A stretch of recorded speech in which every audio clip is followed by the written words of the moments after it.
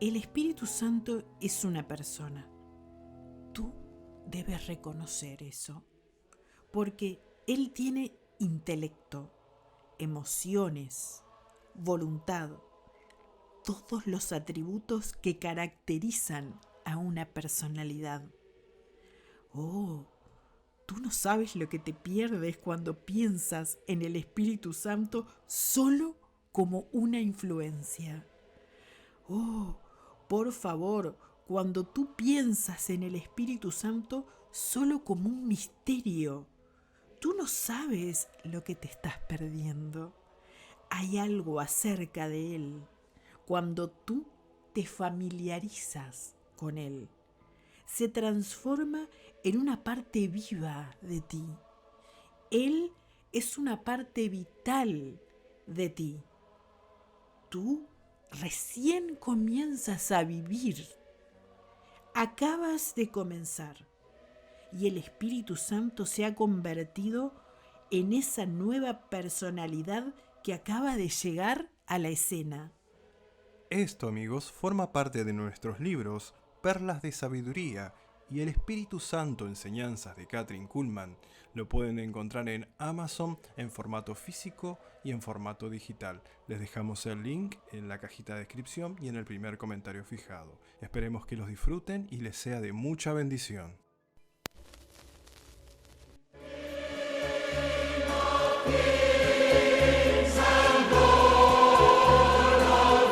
Cuando me propuse creer en Dios, el temor desapareció. Por Kathryn Kuhlman.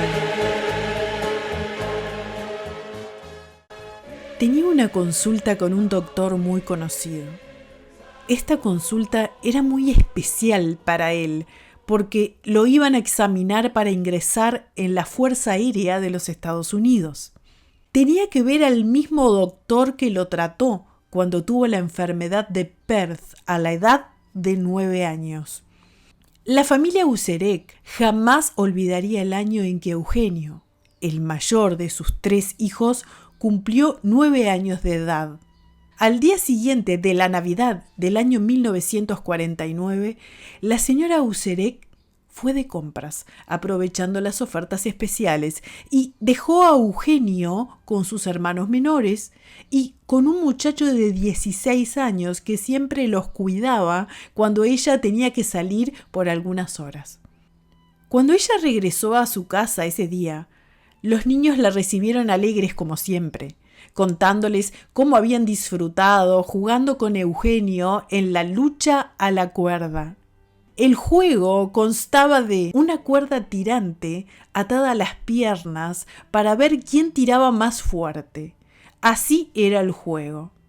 Nadie sabe si este juego fue la causa de lo que le ocurrió a Eugenio 2 días después, pero él comenzó a renguear. La señora Userek le preguntó a Eugenio si le dolía la pierna, y como él dijo que no, ella no se preocupó más.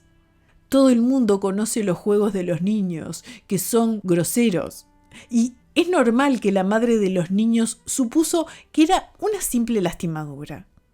Sin embargo, él siguió rengueando, y después de varias semanas se asustaron al ver que su pierna empeoraba. Ella lo llevó al médico a pesar de que Eugenio protestaba. Pero mamá, si no me duele. Igualmente ella lo llevó al médico de la familia, quien pronto llegó a la misma conclusión que la de la señora Userek, que era una simple lastimadura, nada más. Sin embargo, 2 semanas después, Eugenio volvió de la escuela quejándose de un dolor en el talón izquierdo. Su madre examinó su pie cuidadosamente, pero no encontró ninguna lesión. Pocos días después, Eugenio seguía quejándose más y más del dolor en el talón.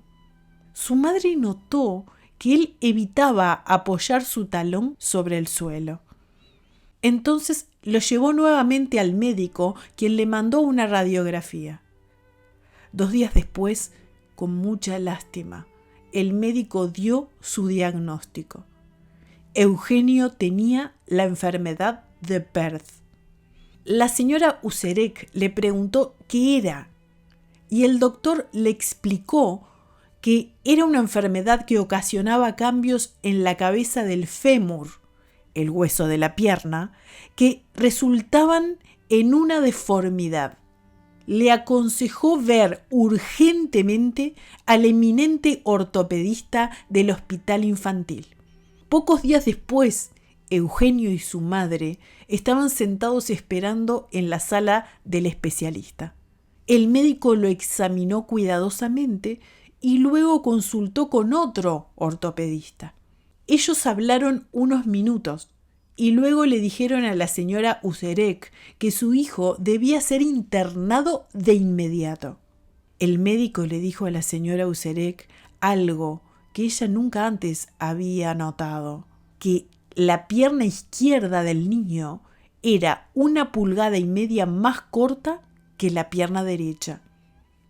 Eugenio estuvo internado 10 días en el hospital y le hicieron rayos X, los cuales confirmaron el diagnóstico. Entonces le mandaron ejercicios de tracción. Esto no funcionó, entonces decidieron enyesarlo desde el pecho hasta la punta del pie y lo enviaron a su casa. Esto fue en febrero. Y 4 meses después, en junio, regresó al hospital. Le quitaron el yeso y le hicieron nuevas radiografías. Lo enyesaron otra vez hasta agosto.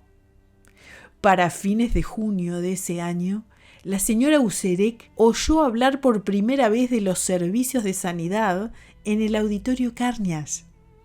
Dice ella: una vecina me recomendó escuchar el programa de radio y que luego enviara mi pedido de oración. Al día siguiente, dice ella, comencé a escuchar el programa radial orando y ayunando por la sanidad de Eugenio. El 1 de agosto llevó a su hijo nuevamente al hospital para que le hicieran otras radiografías. Le quitaron el yeso y lo sustituyeron por un tirante metálico. Ya había sido suficientemente difícil el estar enyesado durante los calurosos días de verano. Sin embargo, el tirante que iba desde la cadera hasta los dedos del pie pesaba 15 libras y fue mucho más incómodo. Daba lástima ver a Eugenio, que era tan paciente, y pasó todo ese tiempo sin quejarse. Todavía trataba de jugar al básquetbol con sus amigos cuando tenía el yeso y las muletas, pero ahora era imposible. Por eso le rogaba a su mamá: ¿no me pueden poner el yeso de nuevo en lugar del tirante? Este ruego de su hijo le rompía el corazón, sobre todo porque tal vez tendría que usar ese tirante por el resto de su vida. Y, a menos que ocurriera un milagro, su pierna seguiría empeorando. Iría achicándose cada vez más, como ya estaba sucediendo, hasta quedar completamente deformada e inútil. El último día de agosto fue por primera vez sola al auditorio Carnegie. Ella solo había ido a su iglesia y nunca había visto un servicio evangelístico como este. Y en su iglesia nunca había oído hablar de conversión o del nuevo nacimiento. Dice ella: me gustó el culto, pero no entendí nada. Aún así, sentí algo en ese auditorio que nunca antes había sentido. Entonces quise volver y aprender más. La semana siguiente, la señora Userek llevó a Eugenio con tirante y todo. Otras personas fueron sanadas maravillosamente ese día, menos Eugenio. Como dice la señora Userek, yo todavía ignoraba todo esto, pues todo era tan nuevo para mí. A principios de octubre de 1950, la señora Userek llevó a Eugenio al auditorio Carnegie otra vez. Llegaron tarde y no pudieron encontrar asientos vacíos, así que se quedaron de pie contra la pared trasera del auditorio. De pronto, Eugenio sintió como si su pierna izquierda comenzara a tironearle. El poder de Dios estaba entrando en su pierna. La señora Userek miró el rostro de su hijo y estaba radiante. Lo abrazó y comenzó a llorar. Enseguida se dio cuenta de que le faltaba algo entre ella y Dios. Sentía que ella debía tener fe y creer en Dios y no dudar de lo que decía su hijo. Ella sintió que debía actuar con fe. Así que ella hizo una oración y antes de terminar supo que había recibido esa fe que tanto necesitaba.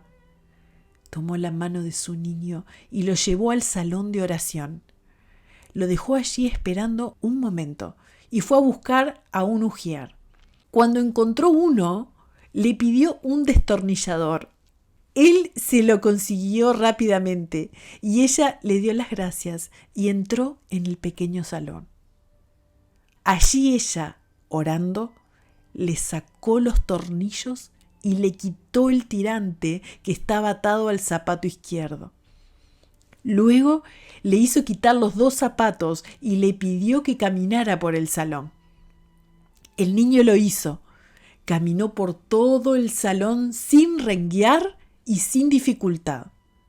La pierna izquierda había crecido milagrosamente la 1,5 pulgadas que le faltaba y era exactamente del mismo tamaño que la otra pierna.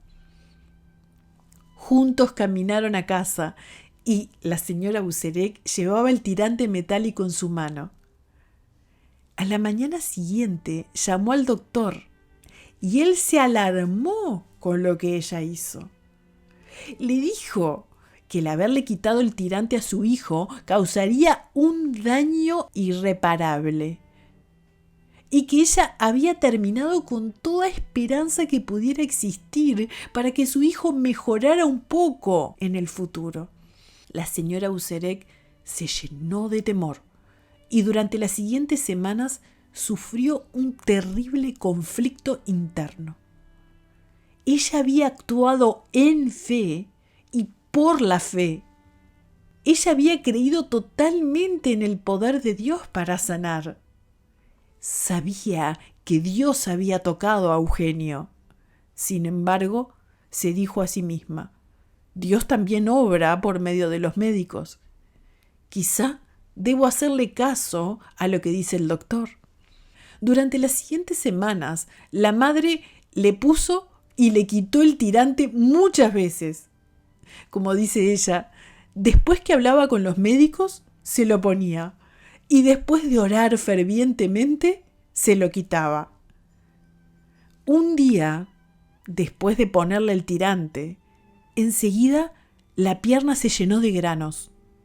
Esto era una advertencia divina, declara ella. Ahora lo sé, pero en ese momento estaba demasiado preocupada, insegura y con demasiado miedo como para comprenderlo. Entonces se lo quitó de nuevo hasta que los granos desaparecieron y luego se lo volvió a poner. Esta vez la pierna, casi al instante y sin motivo aparente, se llenó de moretones. Finalmente, como dice ella, escuché la voz de Dios y vi su mano en todo esto. Entonces le quité el tirante para siempre y nunca más se lo volví a poner. En el momento en que me propuse creer realmente en Dios por la sanidad de Eugenio, el temor desapareció. Hace 12 años la pierna, desde el primer momento en que le quitó el tirante en el auditorio, ha estado perfecta. Por pedido de los médicos, la señora Userek llevó a Eugenio regularmente para hacerle exámenes. Los médicos se asombraron de esta sanidad. Dijeron que era un milagro. 3 años después, la señora Husserek recibió lo que ahora es un tesoro para ella. Una carta con fecha de marzo de 1953, firmada por ambos eminentes médicos ortopedistas que habían tratado a su hijo.